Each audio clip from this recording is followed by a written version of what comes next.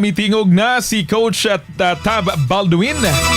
Human sa iyahang pagpakahilom kasama kung asa siya nagmahay nga dili na niya mapalambo pa isip player sila Rene og ingon man ang namatay sab nga si Divine. Atong sa kompletong detalye sa report, Radyoman Leo Batulayan.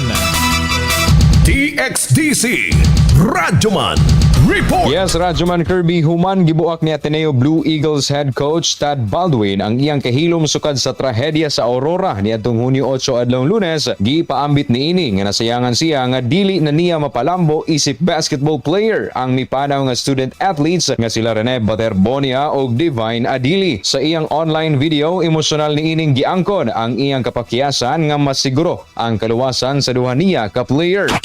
I lost my boys too. Never again would I be able to help them develop into the basketball player they wanted to be, to help them grow into the young man that they promised that they could be.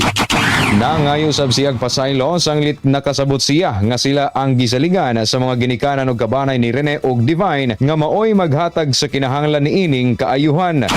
As a coach, I'm entrusted by you, the parents and the families, with first and foremost their well-being. And in this, I feel I failed. And I'm sorry. To the depth of my being, I'm sorry. Kahinumduman nga nakaabsan sa kinabuhi ang duha ka student athlete human na lumos ni adtong Lunes, Hunyo 8 atol sa giingong team building activity sa Dipakulaw, Aurora.